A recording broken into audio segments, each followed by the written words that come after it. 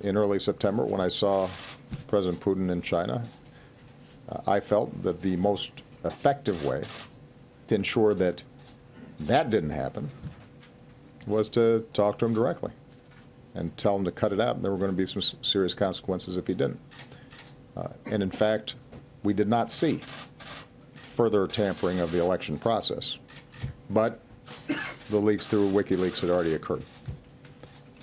So when I look back in terms of how we handled it, I think we handled it the way it should have been handled.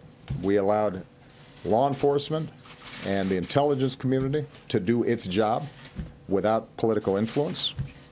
We briefed all relevant parties involved in terms of what was taking place. When we had a consensus around what had happened, we announced it, not through the White House, not through me, but rather through the intelligence communities that had actually carried out these investigations. And then we allowed you and the American public to make an assessment as to how to weigh that going into the election. And the truth is that there was nobody here who didn't have some sense of what kind of effect it might have. I'm finding it a little curious that everybody's suddenly acting surprised that this looked like it was disadvantaging Hillary Clinton, because you guys wrote about it every day. Every single leak, about every little juicy tidbit of political gossip,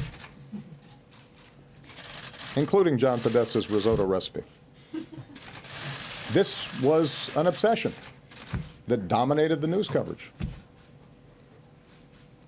So I do think it's worth us reflecting how it is that a presidential election of such importance, of such moment, with so many big issues at stake and such a contrast between the candidates, came to be dominated by a bunch of these leaks. What is it about our political system that made us vulnerable to these kinds of potential manipulations, which, as I've said publicly before, were not particularly sophisticated. This was not some elaborate, complicated espionage scheme.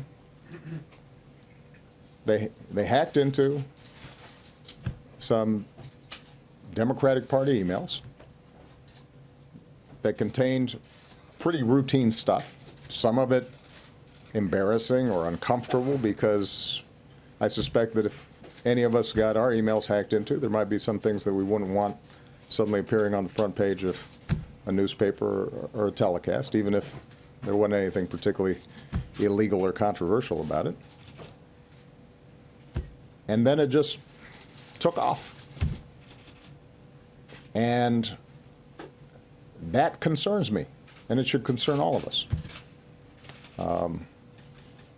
But the truth of the matter is that everybody had the information.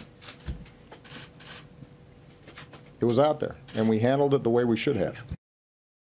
Hey there, thanks for checking out CNBC on YouTube. Be sure to subscribe to stay up to date on all of the day's biggest stories. You can also click on any of the videos around me to watch the latest from CNBC. Thanks for watching.